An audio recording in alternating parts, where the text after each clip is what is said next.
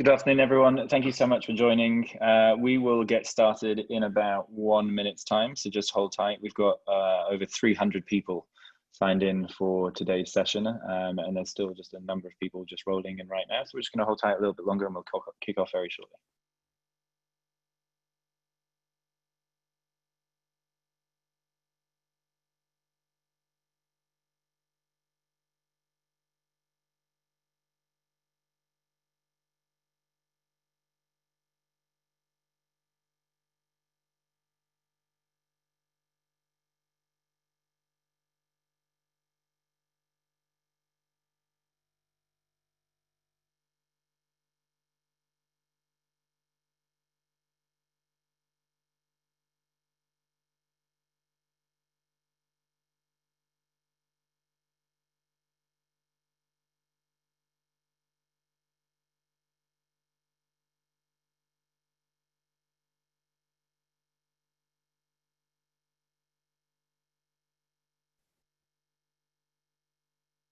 Great, we'll get started. Again, everyone, thank you so much for joining us. My name is Sean Ishmael. I'm the chair of the SMCC Education Committee. And I have to be honest, I'm extremely excited for today's forum. It's going to be an interesting one, especially in all of the pain that we've all faced through COVID. We have 4 great speakers today whose expertise in their respective fields will provide a great insight and context of COVID's impact on live events, not just now, but also obviously most importantly in the coming future. We'd like to thank the University of Guelph for their involvement as well in this forum. We're really excited to have them as a part of this. Before we kick off, just want to go through some housekeeping. As usual, first of all, thank you to our foundational partners. Without their support, without their contribution, and without their input, we certainly wouldn't be able to deliver the value that we hope that we are delivering all of you as members. So thank you very much to all of our foundational partners. As you all know, we really appreciate your input, your feedback on every single forum that we run. So please, please, please do take the time to spend the 2 minutes to give us your feedback in the email that's going to be sent through to you as a result of registering for this event. We do go through all of that feedback diligently, and we do try to take as much from that as we can to improve it so that you're able to add value in your respective fields. Importantly, call for board nominations and volunteers. So I think, as many of you know, recruitment for the 2020-2021 roster of volunteers is currently underway. We are looking for board of directors as well as applications for our various committees consisting of the Education Committee, Business Development, Marketing, and the SMAs. So please do submit your application at no later than this Friday, which is the deadline for both board of directors as well as all committee members. It's important to highlight, obviously, that being part of the SMCC provides you a fantastic opportunity to build your network and obviously develop new skills as well, which I certainly can attest to. So yeah, please do consider it, and where possible, join us. August Summer Social, as we're about to discuss in context of COVID, obviously we've had to change the way we're going about our August Summer Social. Sadly, we won't be able to get together in person as we have done in years past, but we'd still love to have you join us for a virtual Beers and Cheers, a virtual August Summer Social this coming Thursday, August 27th. So yeah, please do put that in your calendar and join us. SMAs, so as many of you know, launched in 2000 to recognize the sponsorship marketing excellence. The Sponsorship Marketing Awards, or the SMAs as we always call them, have become a cornerstone of SMCC, an anticipated event in the Canadian marketing calendar. The SMAs recognize and reward the work of properties, brands, and agencies that have maximized their ROI in sponsorship marketing. Well, we had to postpone the 20th annual SMAs that were set to take place on April 2nd. We're thrilled to announce that we will be hosting SMAs virtually on the 24th of September. Although we can't celebrate together in person, the virtual awards promise to be an incredible evening of learning, networking, and celebrating Canada's best sponsorship marketing successes. So please do save the date and stay tuned for more information that will be coming through on that. And before we jump into this forum, which I'm really, really excited about, I just want to highlight a couple of things with regards to Zoom, now that we're obviously not in person downtown in Real Sports. I know many of you are familiar with Zoom already, but just want to highlight these few things. As you noticed, All attendees are muted and you're unable to turn on your video. That's to ensure that there's no background noise or distraction during the panel discussion. However, in the control bar at the bottom of your screen, there's a Q&A button. So please submit your questions for the panelists throughout this forum to have your questions answered. Norm, who'll be moderating, is actually going to be going through all of those questions. So yeah, please do send them through. And if you have any issues with audio, please check your audio setting, which can be accessed in the control bar as well. But if you do have any other issues, just let us know through the Q&A and we'll address those for you. Lastly, just want to highlight that we are recording this forum, so please do check it out on YouTube if you do have to sign off early. And equally, please do check out all of the other forums that we have on our SMCC YouTube channel. Great, it's with great pleasure that I can now introduce you to Mark Soda, a good friend of mine who has always nearing on 5 years worth of experience helping shape RBC's brand through their golf sponsorships. So Mark oversees an extensive portfolio when it comes to golf rights, and he's in a great position to give us some insight on the impact that COVID has had with regards to his sponsorships at the bank. Mark, over to you. Great, thanks, Sean, and thank you for inviting me in the intro. Certainly wish we were all at Real Sports, of course, doing this in person. It would be great to catch up, but do hope everyone's been having a good summer, been able to enjoy. I am excited to walk you through the next couple minutes of this edition of Market Watch. Going to share a couple insights from the industry that I wanted to share, and as Sean pointed out, kind of a quick highlight of how we navigated the RBC Heritage this year, which is one of our PGA tournament stops down at Hilton Head, and finally close with just some thoughts before I pass it over to Norm. So on the industry and itself, on the next slide, you'll see some key stats, just $14 billion worth of sponsorship value that needs to be made up in the US this year. And of course, these numbers are fluid because we know we're not through the pandemic just yet. And the lower number, $44 billion, was what was budgeted for global sports sponsorship this year.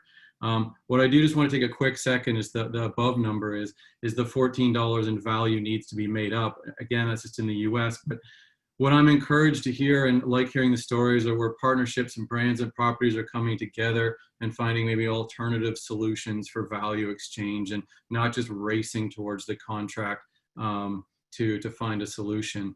I say that, but it's not lost on me. Of course, we have contracts for a reason, and we have to abide by those. And I just think it's going to be interesting over the coming years, months and years as partnerships are formed and renewed. The one element of the contracts that I think we're going to see some maybe different shape, some evolution to it is the force majeure within those contracts. And although, like I said, we hate getting into the weeds sometimes in the contracts, it is one element as we're trying to navigate through our individual partnerships and what was owed, what was delivered, etc. What the itemized assets within some of those force majeure pieces. And I know that's really sticky and in the weeds, but it's just going to be interesting, I think, as to help navigate through potential future scenarios like this. One area where I think we could maybe as an industry I certainly am not a lawyer, and I certainly don't have the solution for it, but it's going to be interesting to see how that evolves. The next two slides are just some highlights I wanted to share. One's from a property side, and I just wanted to share, this went not viral, sorry, but it was shared socially last week from the Pittsburgh Pirates.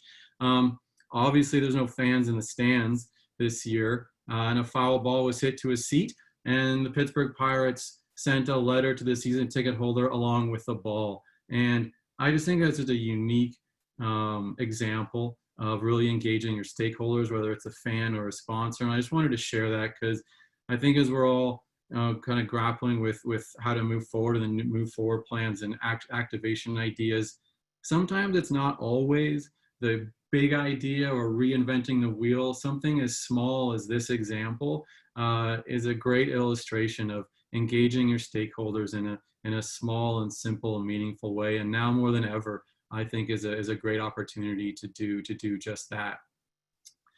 The other example is just on the brand side. I think this is a great illustration.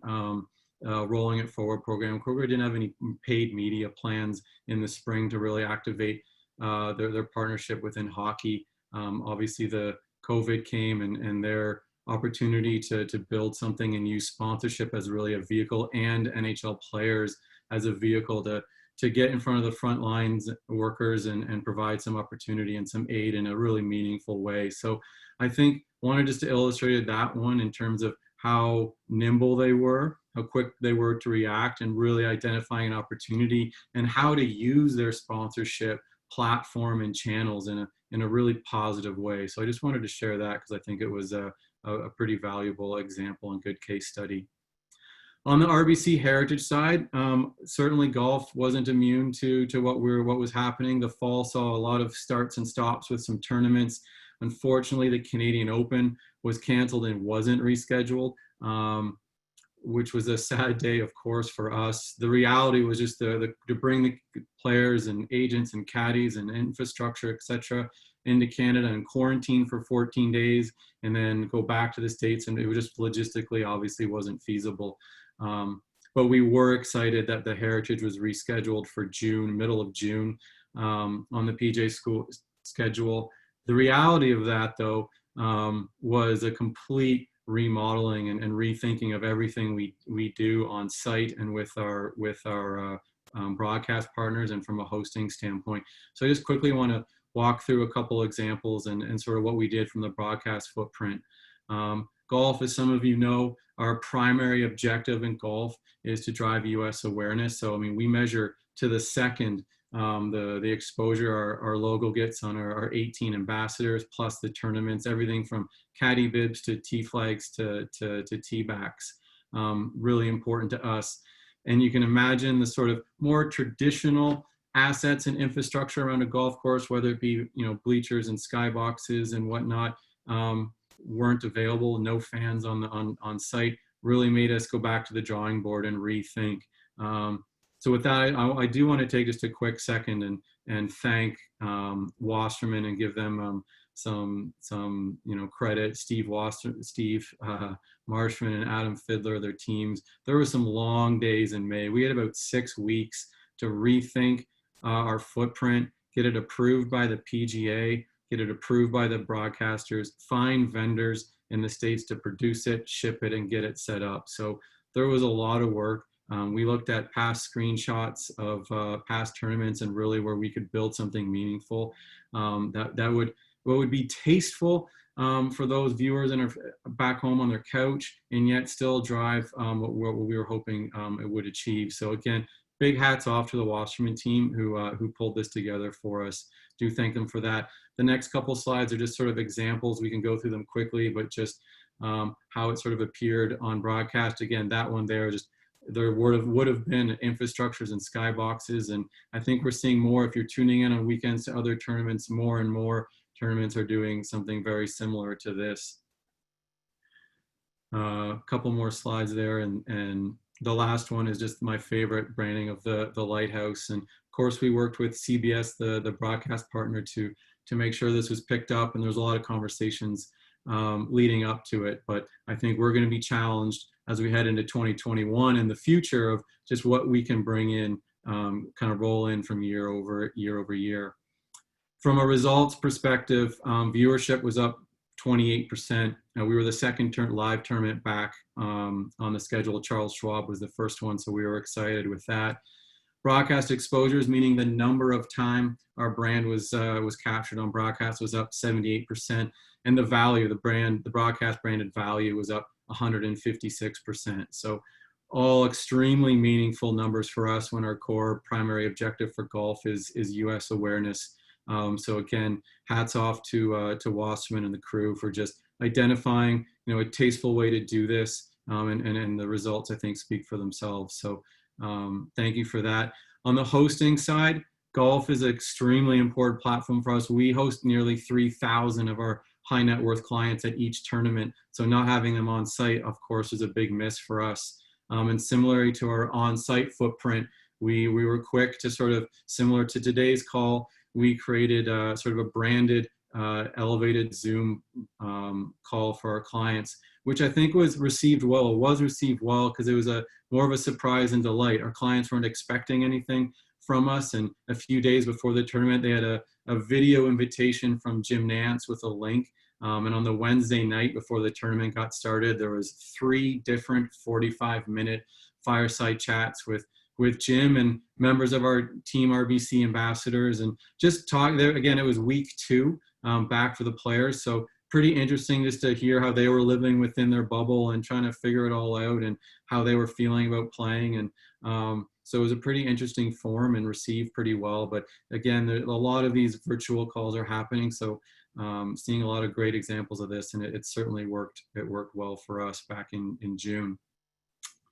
In closing, just looking ahead, I found these numbers were shared with me a couple of days ago, and I wanted to share just kind of consumer behavior and shopping behaviors changing. And some of these are US numbers, but still relevant. 75% of US consumers are trying new shopping behaviors, of which 36 are trying new brands, and 73% intend on continuing to incorporate these brands in their new routines. Gen X high income earners are the most primed to switch brands. So what does that mean? It means if you're not talking to your consumer, somebody else is. And I think beginning of COVID, beginning this pandemic, it was the right move for brands and in the industry to sort of go quiet for the right reasons. And as we're slowly, sports coming back online and where things are shifting, hopefully in the right direction, I really challenge some of the activation budgets and what we're seeing in the marketplace to, sports provide such an unbelievable avenue and channel to connect with that consumer that nothing else does. And on the last slide, there's a couple quotes I want to leave you with that I thought were pretty profound. And sports marketing and the use of sports in marketing, it's a brand's ability to connect the community.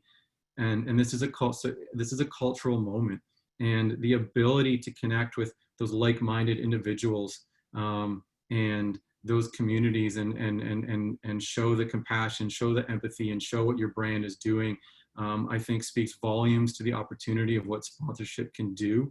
And going back to the last slide of just shopping behavior and consumers shifting right now is a pretty more than ever an opportunistic time to be there. And lastly, just as a channel, using sports sponsorship as that channel, quote my old boss, Tyler Mazur from the CFL always said and really resonated with me is you advertise to tell people who you are, and you sponsor to show them what you've got in common. And I think this community we're in of sports sponsorship really has that ability to do some meaningful things. So really look forward to some case studies and seeing some of these brands and programs come back online. So that's it for me today on the Market Watch. Gonna pass it back to Norm. Norm has been a member of the SMC Education Committee for more than 10 years. Most of you know him quite well. He's been the lead author of the Canadian Sponsorship Landscape Study, which SMC is a partner. He was a professor of mine back in SPAD, Laurentian days, which, doing the math, that's about 18 years ago. I've been close friends with him since. So pleasure, honor to pass it back to Norm. Thanks. Thanks, Mark. Well done, and said with a lot as a friend, but also a lot of pride as a former professor, as you say. So hopefully everybody is there. The only thing I'm going to add logistically is I get into a little bit of a presentation, then I will introduce our panel. It's going to take 2 or 3 minutes just to give you a little bit about sponsorship. Is if you have questions, please use the Q&A function, and we will get to those in our hot stove panel with our 2 panelists. And then Mark's going to join us again at the very end for the last couple of minutes for an open Q&A with everyone. So if anything you wanted to ask Mark, you can start thinking about that now. All right, so if we can go to the next slide. So I just wanted to give a little bit, I'm gonna draw on a couple of studies that we've done and talk a bit about sponsorship. But first I did, one thing I forgot to do, I wanted to thank 2 people at the University of Guelph, Peter Wright and Nadia Temperio, who helped us put these together with Sean and I, and the partnership that's here today. So I forgot to mention that. So I do want to acknowledge both of them. It's been a while to make this work, and we're very excited about today. So pre-COVID, sponsorship in Canada, and I'll give you some data in a second, was the best it's ever been. So we've been doing the Canadian Sponsorship Landscape Study, as Mark mentioned, for almost 14 years now, and really have seen an ongoing progression, few bumps, and we're at our best spot ever. Clearly, in the last few months, and I'll give you a little bit of data, Mark did as well, we've seen a decline. And now we're at this stage where we're really, some sports are back, some, forms of concerts are back, some forms of drive-in theaters are back. We're going to go back to school in some form or another. So there's a thought of a return. Clearly COVID is still there, and that's kind of where we're at. So on the next slide, you'll see, and the next one again, please. So we're going to draw from the Canadian Sponsorship Landscape Study. As Mark mentioned, SMCC is a partner. Next slide. So just going to grab a couple of highlights. This is available, as you all know, for anyone to use. And so in the last time we've done the study, that should be 2018 is kind of cut off on the bottom. Those are 2018 numbers. We've got over $3 billion for the first time in total spend in Canada, and saw our activation, which is the amount of money you all know that's spent on top of that, really climbing. Nowhere near US levels, but really climbing. On the next slide, we'll see here is just a summary of the study. And so the results really of last year, this is pre-COVID, showed that sponsorship was really becoming more sophisticated. So we saw improvements in property investments and servicing and activation. The activation ratio for sponsors went up. Agencies were getting more sophisticated in their evaluation. We saw a real move towards very local grassroots properties or big national ones that had reach. Very positive, the rise of the sponsorship agency, a whole bunch of things, and you can see the results. But just to give you a bit of a memory push, just 6 or 7 months ago, we were in a really good spot. Next slide, please. Now, the reality of COVID. COVID has hurt a lot of parts of our society significantly. Some areas have done well. You think of sanitization products, for example, have done well, but largely it's been a significant hit. We're now seeing unemployment rates in our country. They peaked at about 13%. They're now somewhere around 11, highest they've been in years, obviously held up by the wage subsidy. So there's a lot of challenges with the current reality that we're facing, and Mark gave some examples. Next slide, please. So we've tracked over the last, April, May, and June, we did a sponsorship study, next slide, please, on what sponsor experts are thinking about this. And we saw a real shift just between April, May, and June, between the optimism, when we're going to return. I'm going to ask Dr. Greer, an expert, about that shortly, but there's this ongoing pessimism. So when it first hit, we're like, all right, how do we deal with this in a few weeks? Now we're into talking about long-term planning, permanent shifts, how sponsorship works, all that kind of stuff. Next slide, please. On money, so just the data backs up exactly what Mark was talking about. We ask organizations where they've seen the drops, and you can see the three numbers of the progressions through April, May, and June. We're seeing drops from the sponsor side of about a quarter in their rights fee investment. Next slide, please. Much larger on the activation side, as Mark also talked about half have been cut.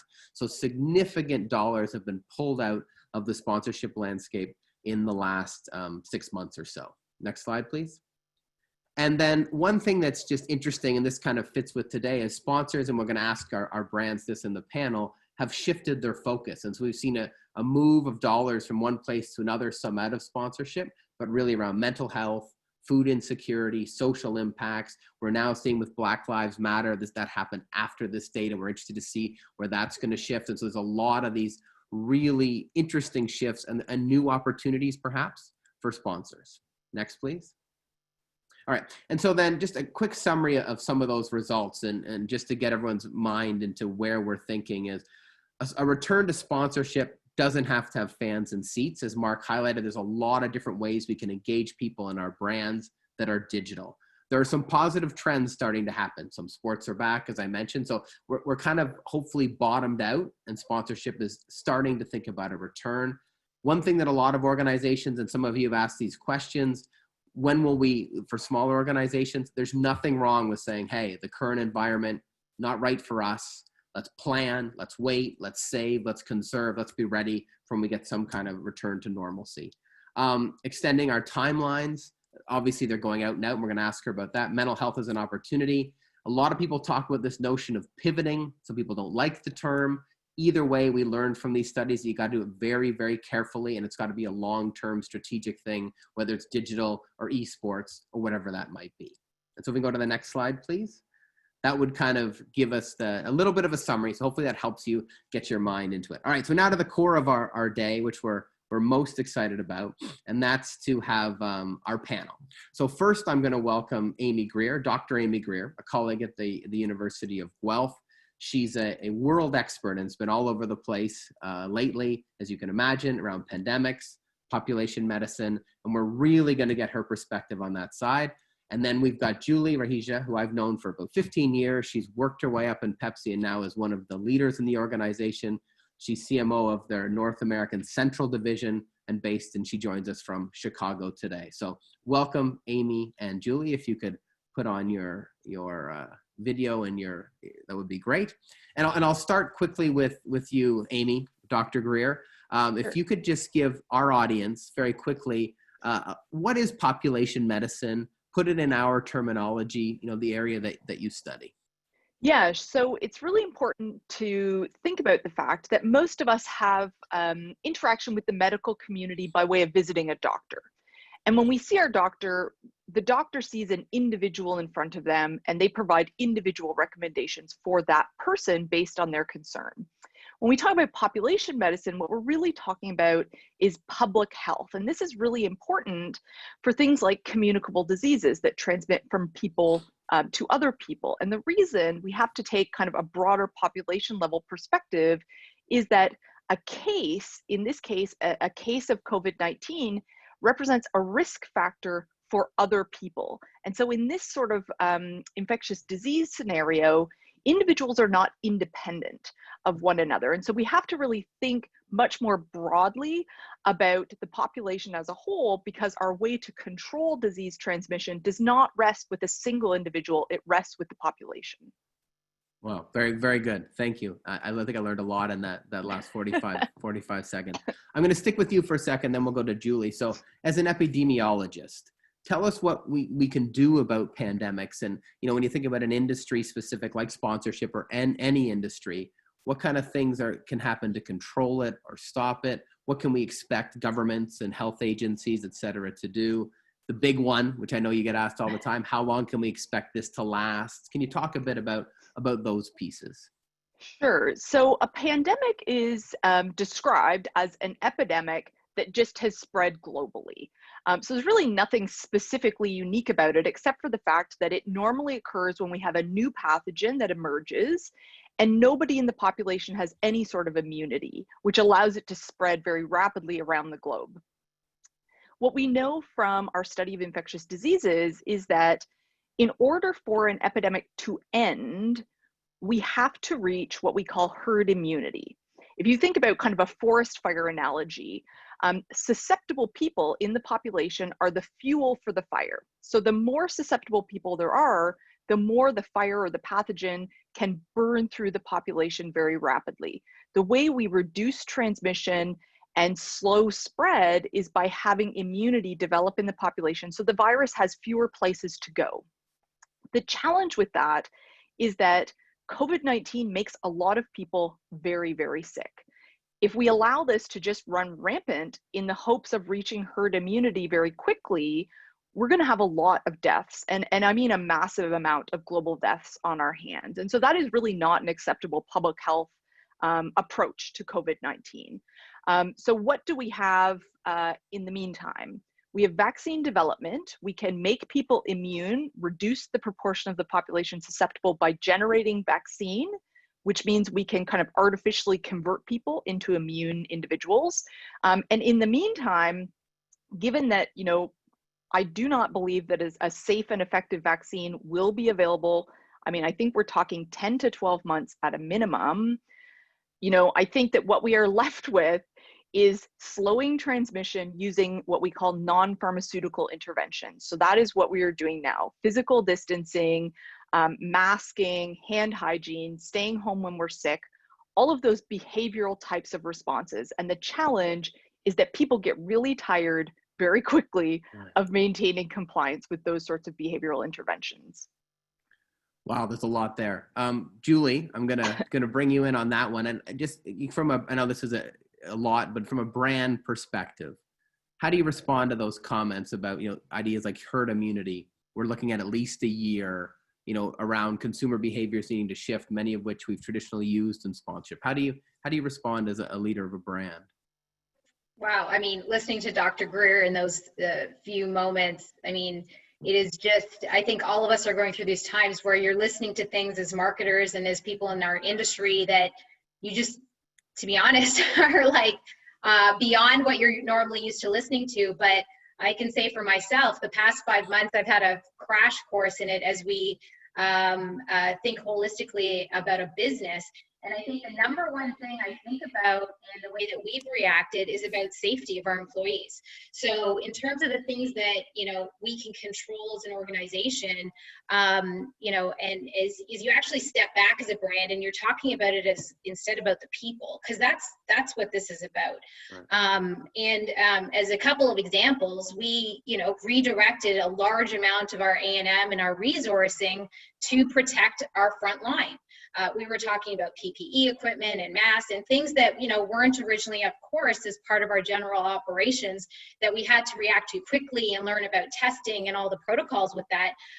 But we feel absolutely confident, and it was immediate reaction globally and certainly in our US and Canadian businesses to say, hey, we're going to do this. You know, we have over 90,000 frontline employees who are part of essential services that were called upon by governments in both countries to keep beverages in stock. People wanted water, people wanted Gatorade, people want, even now, a lot of categories that, you know, whether they want to indulge or feel good about, but that was really important from a food supply chain to keep that whole piece coming. So in addition, we donated over $50 million in COVID relief, a lot of meal preparation.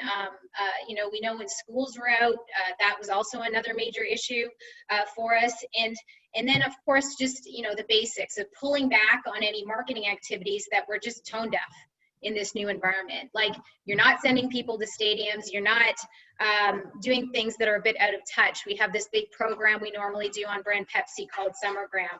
You know what?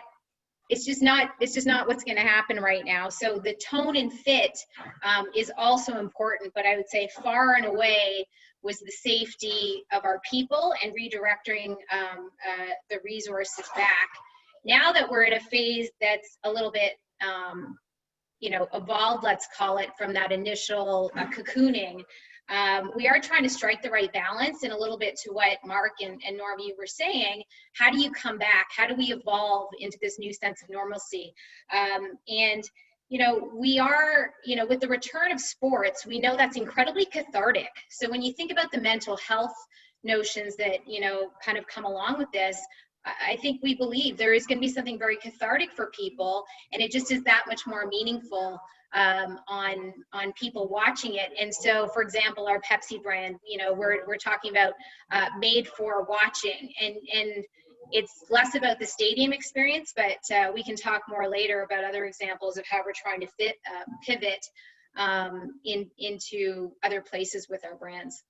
Yeah, that's great. I mean, the tone deaf idea, I think, is brilliant. Obviously, safety, we agree, is first, and your idea of tone deaf and fit is interesting.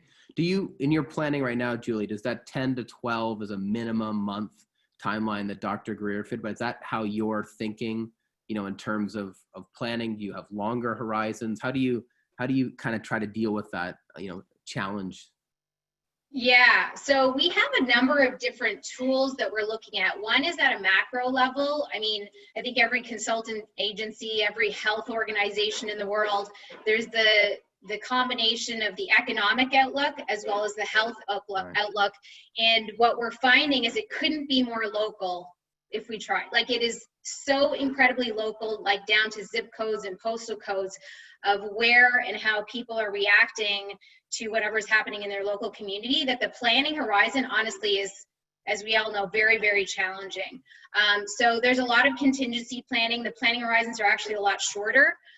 We're looking at, you know, how we're coming back in Q4 and into early, you know, Q1 right now. I think the assumptions on back half 2020 or 2021 are still pretty fuzzy, because we just all don't know, and watching certainly in other markets and overseas on how consumers are reacting. But I think the net of it is we do assume that it will come back to a new normal at some point, but there's a lot of variability on when. So from a marketing perspective, we're looking at more like, you know, 3 to 6 months out on a lot of initiatives that you can really count on, versus assuming too much further beyond that.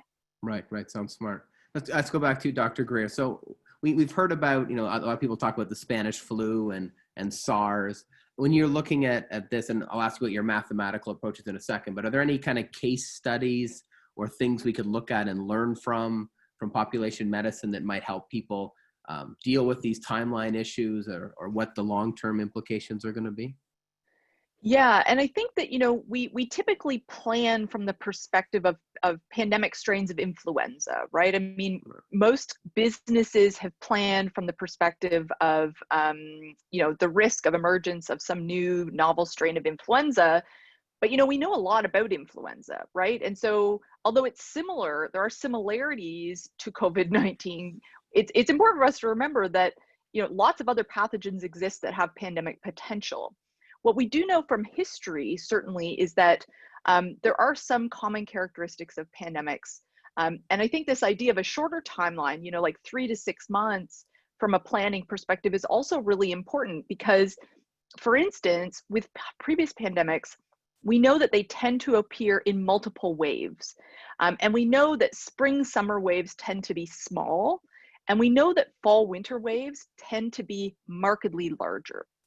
And so that can give us a sense from kind of a business perspective, especially to say, we really need to be planning that there is the potential that things could really be not great during the fall. And it's impossible to know at what point exactly we'll kind of hit that threshold. But it's an important thing that we can learn from past pandemics that we know to anticipate. And so, there is significant certainty around the fact that I expect there will be a fall wave. The question is, when will it happen?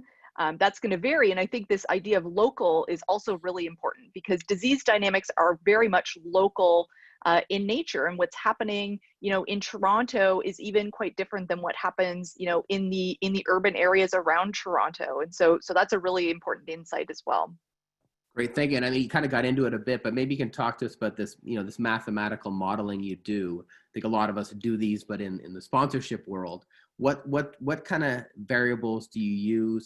Tell us a bit about how that works so you can maybe potentially forecast the fall, second wave, or how does that work, just for those of us that don't know? Yeah, so, often we're tasked with making decisions, right? We have to make decisions about what sort of public health policy, for instance, is going to be most beneficial. And often there are also, economic considerations to the health policy impacts as well. And in an ideal world, we would evaluate those interventions in real life, right? By measuring the effects, doing studies, all of those sorts of things. Often that's just not feasible. And certainly during a pandemic, we are not doing, implementation science while we are currently in a pandemic. So how do we make good decisions given that we're not doing, individual based research? So in this case, mathematical models can be a really useful tool because it allows us to describe what we know about the way this virus transmits in human populations using mathematics. We use statistics to look at data coming from places like China, places where the virus emerged early, think about what we know about those dynamics, put it into a mathematical framework, and then project out. And then we can feed those outputs back to decision makers to help them, both in the near term and in the longer term, make some decisions. And so we can think about the models kind of like what if scenarios. Right. If we do this versus if we do that, what are the potential outcomes that we might observe, and how comfortable are we with the uncertainty that exists? Because there's always going to be uncertainty around the way people are going to behave. And so we have to really also think about that. And it's very difficult to predict how people are going to behave in these types of situations. Wow, sounds very interesting. And obviously, if you can even move the decisions more positively one way or another, and I think, Julie, you're saying the same thing with your internal data, right? You put yourself in a better situation for health and or business outcomes equivocally, which is really good. Thank you. Julie, let's flip back to you and change gears just a little bit. When you look at your property partners, or even speak to what you see about properties in general, as a brand, how are properties and even their agencies by extension responding to COVID? Do you find that they're being really smart about it? Are they being risky about it? Are they putting safety of people first? What's your impression, and any examples or something you might share or advice you might share to properties? Yeah, I mean, I think overall everyone is taking the, I think, more prudent approach, which we really, really appreciate, especially, off the top. I think what we've seen is, leagues, teams, other sponsorship partners are kind of trying to find ways to prioritize the safety of everybody involved in the system, which is just from a values perspective really important to PepsiCo, because that's the approach that we're taking as well. So I think that is probably the most critical thing to see. The other thing that we saw early on, which was phenomenal, was, as I mentioned earlier, many of our frontline employees, essential people, plants and people running routes and delivering product to stores, it was, as we all know, very tough and continues to be very tough on a lot of those folks. And so we're finding ways to kind of keep them motivated. And one of the things that they did, and just because it was the right thing to do and to help us out, is many of them did like little videos for us that we just used internally as an example, right? So we had, whether it was Tarasenko or Dak Prescott or Peyton Manning, and, we had all of these fantastic partners that were just doing that for us to keep people motivated and to get that little shout out for their local, wherever they happen to be living, which again, I think is absolutely the kind of stuff that you want to see. It doesn't make the headlines. This isn't like a big marketing push, but it's just, again, back to how do we keep people safe and feeling motivated during these challenging times and feeling appreciated. As far as agency pivots and other pivots, I mentioned quickly the work that we're doing with the NFL on Made for Football watching. We have a number of ideas that are about to be coming out soon on how we're kind of bringing the experience home for people so they can safely enjoy all of that, which is great. And the creativity is continuing to be high, which is fantastic.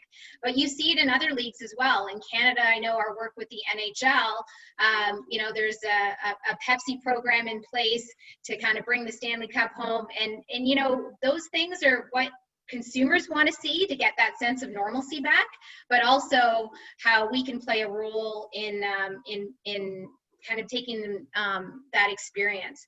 And then the last example, it's actually not directly sponsored, but it's more about the passion points.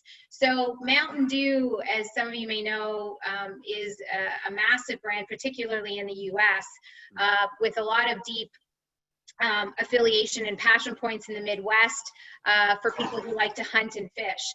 And so we had this program campaign called Out Here It's Due. And this was planned pre-COVID, where we're really leaning into fishing and hunting and a lot of things that people love to do in particularly the Midwest, because they have this deep sense of place. They don't want to live in the big cities. They prefer to live in smaller towns and areas.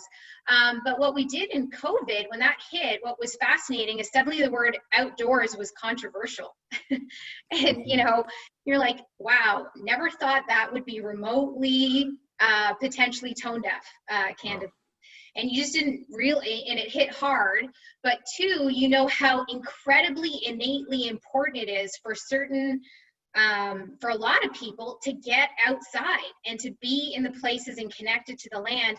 And actually we ended up pivoting and saying, you know what, this is more important than ever. And actually, is the safest thing that a brand can tell people to go do, because it's something you're doing with your family, a couple friends, and it's actually quite healthy and safe to do when you're dealing with just a few people. So we created this program, the stimulus program, which was basically giving away $100,000 just for people to they could go online and basically get their fishing and hunting licenses, $20 towards it, to go and do that safely. So there's ways that I'm finding our agency is incredibly creative to be able to pivot for the moment and finding ways to connect with people. And the first round of it went out in 5 hours. It was insane. The response that we got for just, trying to help people do what they can do safely. Great, thank you. Great case example. One more, Dr. Gray, then we'll go to our kind of rapid fire and we'll invite Mark back. So if you make an assumption for a moment and just say, hey, we are on a track to recovery and maybe there's a second wave, but we're looking at a return or some point of a control, whether of the tests or the treatments that you talked about. What advice do you have as an expert for governments, for associations, for community groups that we might look like, or what kind of things would you suggest to people like on this call to think about in the future? Yeah, so I think there are a couple of things. I think number one is that the reality is we are likely going to be kind of limping our way along to a vaccine for the next 12 months. And I would be very happy to be wrong, but I think that that is probably the reality. And what that means is that transmission is going to increase. Cases will move into older age groups, hospitalizations and ICU admissions will start to increase. When that happens, we're going to have to put the brakes back on to slow this down, because we know if we wait too long to put the brakes on, it's like a freight train. At that point, transmission is already happening so rapidly in the community that being able to get it to slow down will be very difficult. And so I think we need to be prepared for the fact that this phased opening and closing again is something that we can expect to happen.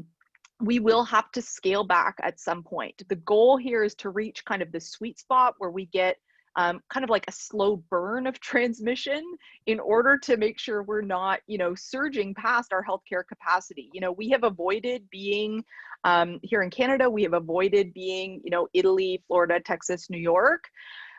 I think it is a very delicate balance. Korea, we're seeing right now, has been dealing with the question. They've reopened more recently than us in phase 3. They're now seeing quite large outbreaks associated with indoor congregate settings where people spend a lot of time. And so those are going to be the sorts of settings that we're going to shut down very rapidly when we start to see that happening. And so in Korea already, they're talking about having to scale back into phase 2 because of those outbreaks. We know that high-risk settings like schools are going to be the societal priority. Right. And we know that activities that bring large numbers of people together in an indoor space are highest risk for generating large outbreaks that are going to spread into the community. And so, I think as a society, in order to protect schools and things like that, we should expect that those large indoor events are going to be the focus of continued restrictions until a vaccine is rolled out. It's easy to convince ourselves that, it happens other places and it would never get that bad here. But I think what we know about this virus is that it transmits the same no matter where you are or who you are. And so if we let our guard down and we lose that vigilance, the math of the epidemic is consistent no matter where you go. We will see resurgence. We will have to put the brakes back on. All right, thank you. That's tough to hear, but good to know. Thank you very much. All right, so Mark, that was wonderful. Thank you both. So Mark, I'm gonna ask you to come back on. So I've got a pile of questions that have come in. And so I'm gonna just, it's hard for us, especially as academics, to answer these quickly, but I'm gonna ask our panelists to try to keep our answers to 20 or 30 seconds. And I'll try to give an example because the first one's for me. Could you dig into how agencies have been getting more sophisticated in their measurements? So this is a landscape study result that we showed. What we asked was, what are people doing? We saw things like setting benchmarks, custom objectives being looked at, third parties involved in collecting the data, really understanding what the sponsor wanted to achieve. So it was really in terms of the details of what they wanted to see. The next question I think is a best fit for Julie and Mark. So if you both want to go this, charities have been particularly hard hit during COVID due to the loss of activation-based sponsorship opportunities. And yet those same organizations have seen tremendous increase in requests from the sports, from the populations they serve. What can they do to attract interest, if at all, from brands? Maybe Mark, you want to go first and Julie second? Sure, thanks, Norm. And great question. And certainly this is a time where we don't, we want to keep the momentum going for those opportunities. I don't think there's a one size fits all answer to whether it's a different category or different brand or what the charity is. I think it starts with yourself.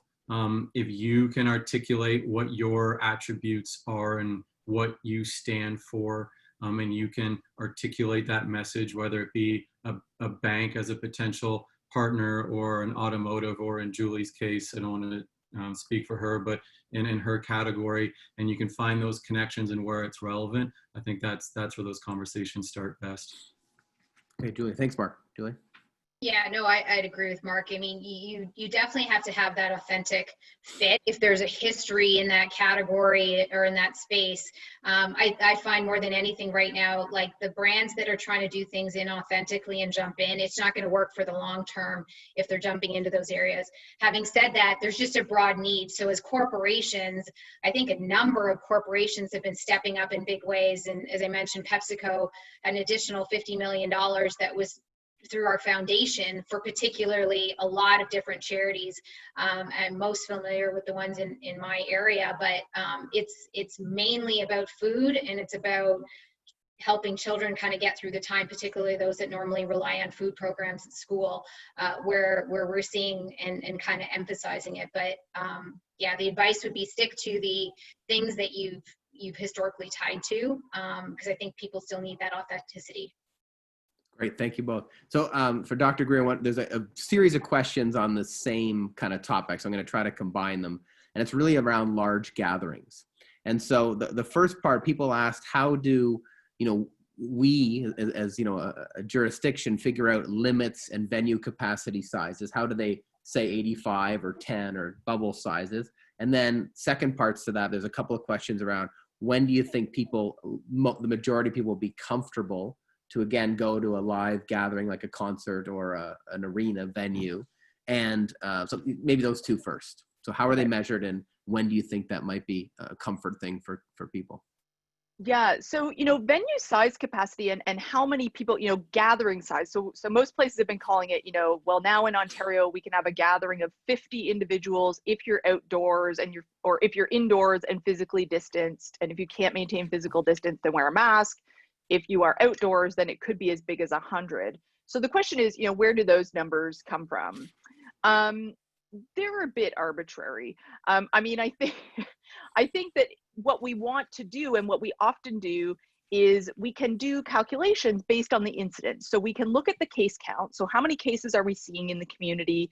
How does that translate to population level risk? How does that translate, how much underreporting do we think we're seeing?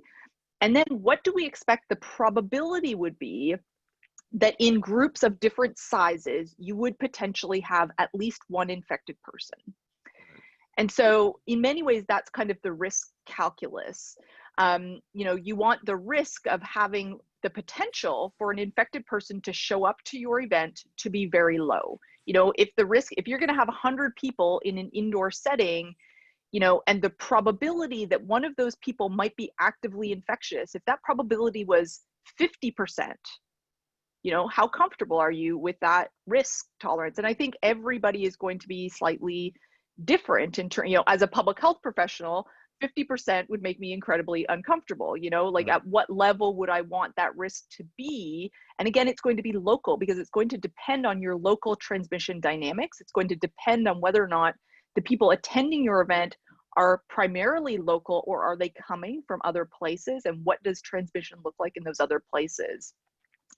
In terms of the question around people returning to indoor spaces and large events, again, I think that is, it's an individual risk tolerance threshold, right? And we see this with things like school reopening even, right? Because school reopening is really the one large mass gathering that you cannot cancel indefinitely, right? Like there has to be a return to school, and that has to be the priority over other types of social and recreational large indoor gatherings.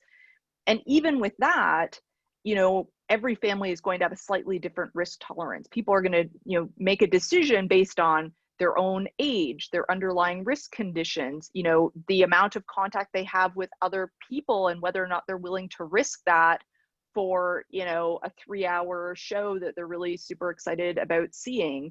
And so I think it's going to depend on a lot of those different factors that are very difficult to predict. So no perfect answer. I think that's what people are hoping for. There's no perfect answer, and there's no zero risk option is Correct. The thing. Thank you. All right, Julie, for you, did the changes in sponsorship assets and executions during COVID change the dynamic of what sponsors will want or demand in the future? So I assume post-COVID, people are thinking. Yeah, I think if we're not thinking things are going to change, I think everyone's kind of missing what's going on. I think everything needs to be looked at, but I would think that particularly in sport, the passion for sports, there's a few uniters in all communities around the globe. And I know, Norman, you and I have talked about this, and I learned this on Gatorade way back. And they go sports, religion, politics, and sex. We'll get people talking no matter what, no matter where you live around the world. And sports is a uniter for communities. So when I think about the role of that in the future, how it looks or how you activate, may evolve depending on what's going on, certainly in the next, depending on how far Amy predicts this out, could evolve. But if you think that, 5 years from now, sports is so essential into the fabric of many of our communities. And so I don't see that changing. How it shows up, I think, just has to evolve. And more than anything, being empathetic. Like, we've done a lot of work in our recently and around empathy and the role that plays to understand that at a local level. But I can't see that, going away. It's just going to have to evolve a little bit over time. Yeah, great answer. Thank you. Mark, a specific one for you came through around RBC Golf and all the things I think you've done. So the question was around customers that you have or have acquired because of their association or their link to golf.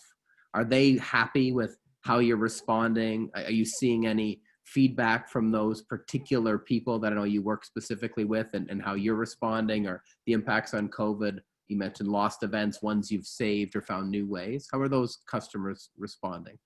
Oh, thanks for the question. And this wasn't done by a certain survey or whatnot. This has just been a bit anecdotal from what we received in emails and feedback from different executives and clients mailing in. But I think it's been extremely well received. As I mentioned, the virtual fireside chats we did was a surprise and delight in June. Our clients weren't expecting anything from us. So to kind of get a customized video invitation from Jim Nance to join us on the Wednesday evening was just, again, in these times back in June, was just maybe a nice change for some people who were just staying at home and forced to kind of in the confines. It was a nice, wow, it's similar to the example I shared of the Pittsburgh Pirates. It's just, wow, like something you guys thought of us and you guys did this for us. You didn't have to do this for us. That's great.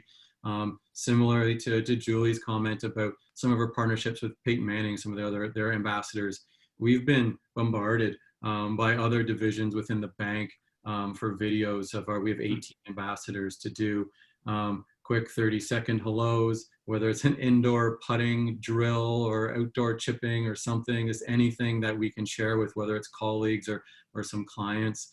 So it's forced us to kind of think creatively with it. Our partners, our ambassadors have been extremely open to helping us out.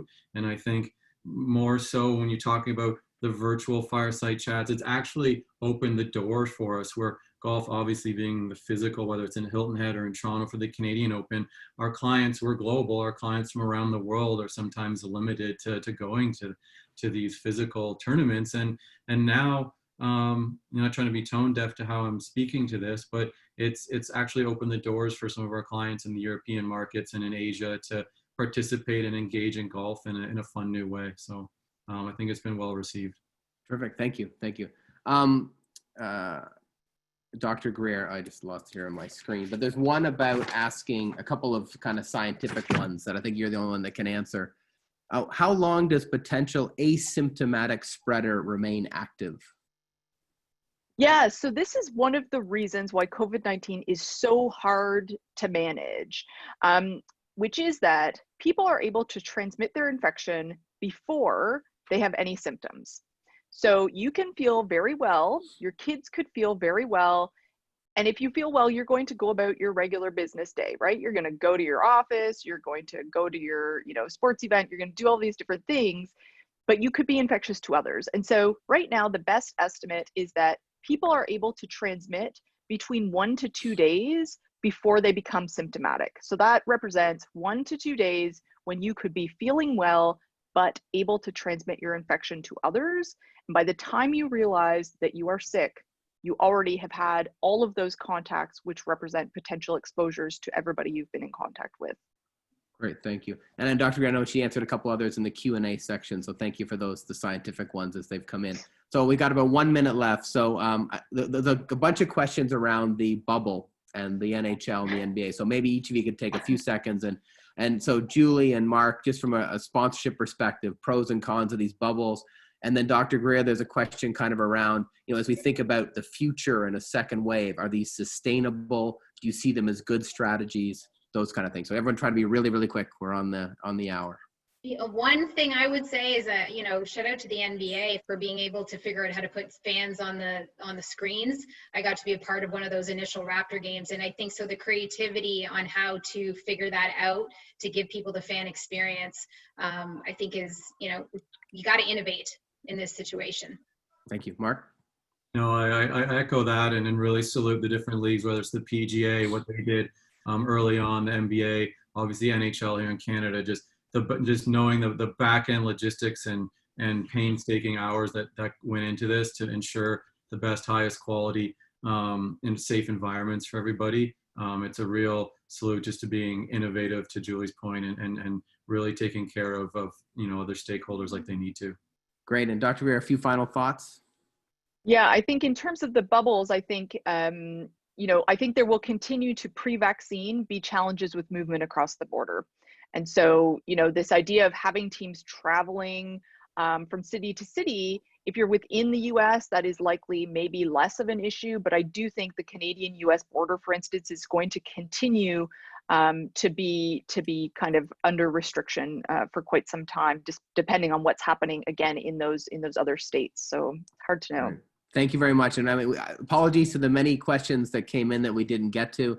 This was great. I learned a lot. I hope everyone did. So thank you, Amy, Julie, Mark, Sean for the time, for the University of Guelph and SMCC for putting this together, and for the few hundred of you that joined us. So thank you and enjoy the rest of your day.